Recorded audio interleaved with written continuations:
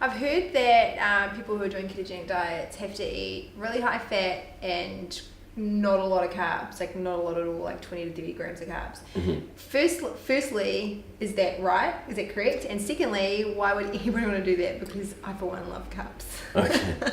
Well, first you have to realize where all of the ketogenic studies come from. They come from either epileptics or they come from severely obese people. Okay. You're not going to see a lot of information come out. You are now, because there's a lot of stuff coming from what's the muscle prof?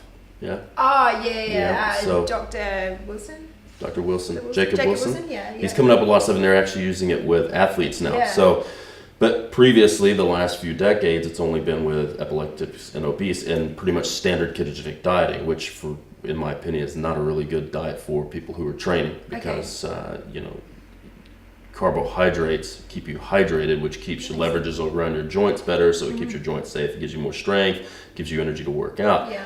What you have to understand is when you start training, that throws all of that 20 to 50 gram carbohydrate story out the window. Okay, because you'll hear people say you can't overconsume carbs, you have to eat a lot of fat, and you can't overconsume protein, and all of it's a bunch of hogwash because it's all going to be dependent on the training volume. So I like to train twice a day with weights whenever where we're able to. And I can assure you, if you're measuring blood ketones and you train twice a day for an hour a day with weights, especially big movements, you can eat 50% more protein than they say you can. You can eat a fraction of the fat, and you can eat a lot more carbohydrates. The key is it's individualistic, and you need to use a blood ketone monitor to see where you're at. So if you're showing ketones on a blood glucose or a ketogenic monitor, then you're in ketosis, or you're at least throwing off ketones. We'll typically keep our guys around 0.5 to 1.5 on that. If they dip below 0.5, then we're going to cut out some carbohydrates. And that measurement's on a little ketones, that's right?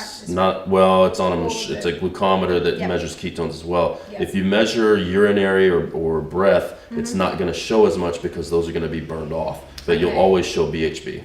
Okay, fantastic. So just to clarify, a ketogenic diet is when you have depleted the glycogen stores and you're burning fuel.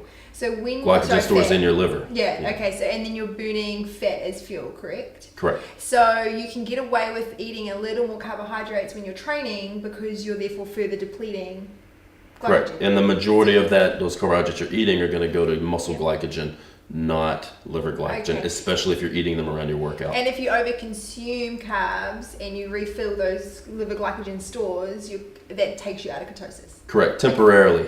And then you can just get back in by redepleting. Correct. All right, awesome.